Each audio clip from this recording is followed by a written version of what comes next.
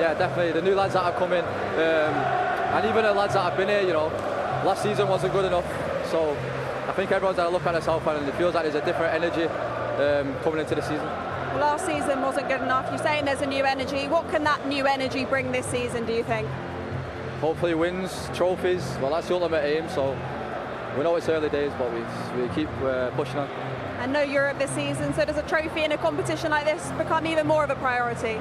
Yeah, the gaffer's already said to us every game, every competition, you know, we're there to win it essentially. So yeah. Well, Cole, congratulations. You better get used to picking these up if you carry on like that this season. Danny, congratulations on the debut goal. What I want to ask you, I'm sure you've heard a lot about this experience card that's been thrown your way. You've clearly shown what you can do on the pitch, but what do you bring to this young squad in terms of the experience? Age, you know. I bring the average age a little bit higher. No, do you know what? Like, I think the experience of playing games, been around loads of different dressing rooms, and you know, knowing what good dressing rooms, bad dressing rooms, and knowing what it takes to, you know, to achieve something special, and you know, kind of push the group in the right way. I've been in really good dressing rooms, been in bad dressing rooms too, so I kind of have that experience of like, you know, having a look around and seeing what's needed to create a great culture in the side. And the project, like you said, what is the project? What is the message the manager's giving you? Because obviously, clearly, you've added quality to this squad. You've now got experience. Are we challenging for the title? Are we challenging on all fronts? What is the message? He's asking the big questions here, Gary. Put him under pressure. No, do you know what? I think you have to take it step by step, guys. You know, and we've got so much quality within that dressing room, and yeah, as you said, we've added some experience as well. But things don't just change overnight. But we want to kind of bring sort of, with the older boys, try and bring that sort of experience, and you know, help the younger boys, give them some advice. And you know, I think we've got such a great group, so many talented players in there, a little bit of guidance, and I think we can do something special this season if we achieve our goals. We are together, and winning is our aim. So cheer us on through the summer, 'cause Chelsea is our aim. And we can shine all the time. When I see us play,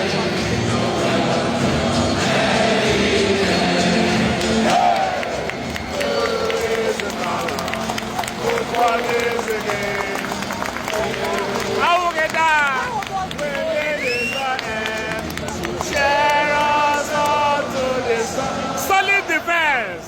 Because Chelsea's Your football writer for ESPN, James Ollie. James, what's the latest here? Is he going to stay or is he going to go? Well, I mean, we've got 4 or 5 days to find out, haven't we? Look, Chelsea have been quite adamant about this, that they set a deadline, I think it was August the 14th, where they said, look, 1 week pretty much before the start of the season, the interested clubs have known. I was told they had let the clubs know for 60 days. That was the time frame they said they'd given interested clubs to table the bid, and they were quite open about the price. They said £120 million gets you Enzo Fernandez. These are the terms we want. If anyone meets it, he can go. Nobody did that, of course, and Manchester City had a lot of business to do themselves. They've had a very busy summer. Obviously, they've had a change of manager, you know, and an icon leaving in Pep Guardiola too. So there's been quite a lot of upheaval there. Chelsea tried to draw a line under this before the season started because they didn't want it to bleed into the campaign under Xabi Alonso, but clearly it's going to. And the major advantage that Manchester City have in this equation is, as ever, in these, when they tend to get left this late, is the player wants to move. So it's going to come down to Chelsea, really, whether they're willing to accept a player who does not want to be there, and they'll try and convince him to stay into January and then next summer, and they feel that they can reintegrate him successfully into the squad, or whether they cut their losses and they say, if City make a bid at that level, and they say, actually, we'll go back on our word and we'll take the money with no time, obviously, to sign a replacement. And where does Xabi Alonso sit in this, James? Is he? I don't know if you know this, but is he a big fan of Enzo Fernandez, or is he saying if we get the right money, then we can? Do you even think at this late stage, if that was to happen, that they would have a replacement for him?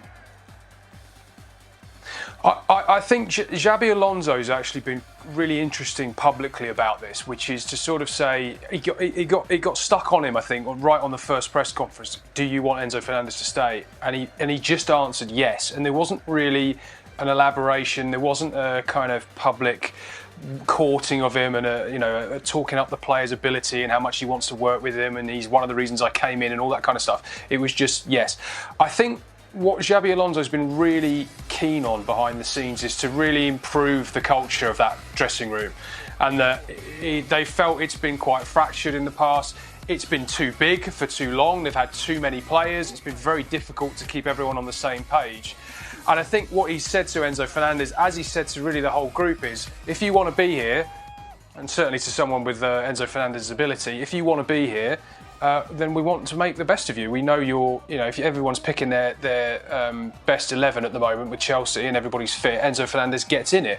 And Xabi Alonso's not about to give up a player of that talent just sort of on a whim. I think he just knows that if that player does not want to be fully invested, and Enzo Fernandez is quite a volatile character, we've seen that quite clearly at the World Cup. He's had his problems at Chelsea in the past. He obviously was dropped last season by Liam Rossini when he was quite public about flirting with moves. All right, he didn't specifically name Real Madrid, but I think he talked about how much he liked Madrid in an interview. And with ESPN Argentina, seconds after they went out of the Champions League, he was asked about whether he'd be there next season, and he said, I don't know. I mean, he knows what he's doing. He's sowing those seeds of uncertainty. And I think there's part of Alonso that thinks, I don't need this. I don't need a character like this when I've got, remember, a game a week. They don't have European football. They can't keep a big squad happy. He needs to strip that squad down. And assuming that everybody stays fit, he'll be picking the same 15, 18 players, won't he, most weeks, to actually come on and play in those games. So he needs everybody fully invested in that. I think what Chelsea have been doing to some extent is protecting their asset value. They, as I say, placed this price tag at 120 million very early on in the summer. And I think by kind of making this public sort of statement of we've drawn a line under it, that's it, you're sort of saying to Manchester City, look, if you are going to come late, don't mess us about. You know what the valuation is. They paid £107 million for him a couple of years ago. His price objectively has probably gone up in that time. He's obviously had success with Argentina. He's got to another World Cup final and been a very influential player for Chelsea. So there's a lot of moving parts to this. I think Alonso will be content if he stays, assuming that they're convinced he will knuckle down. But I think if Enzo Fernandez really pushes for this deal in the final 4 or 5 days, I think it'll happen. Xabi Alonso I suppose when you go into any job, it's never a perfect scenario, but he really needs to go into a place that, as James mentioned there, that everybody, and we were talking about it with Real Madrid, that everybody's on the same page, because he's just come out of a dressing room that was problematic, that was throwing him under the bus, that was talking about his training, that was about certain egos who thought they were more powerful than the manager, and he just can't have that at Chelsea. Now, it's not an ideal scenario, particularly as a new manager going in, but they have their issues if you watch the Fulham game. But one of the plus points was they've got Morgan Rogers. Cole Palmer looks as if he's got the bit between his teeth again, and João Pedro's a very good player.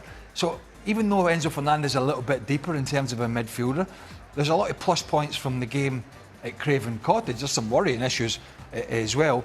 But I think if the player ultimately, and we'll get to Julian Alvarez, because that's a mess later on in the show. Ultimately, when a player wants to go, it's very difficult then to play the bluff game, and all right, you're keeping the player within the squad, but you're basically keeping an unhappy player that doesn't want to be there. And no player really in that mindset is ever going to be the player that he's never going to be able to play as well as his ability would let him, because subconsciously the player's annoyed that he didn't get his move. So you're not getting a player who's unprofessional, but you're certainly not going to get a player who's at the top of his game, and that is the concern. It's the whole player power thing.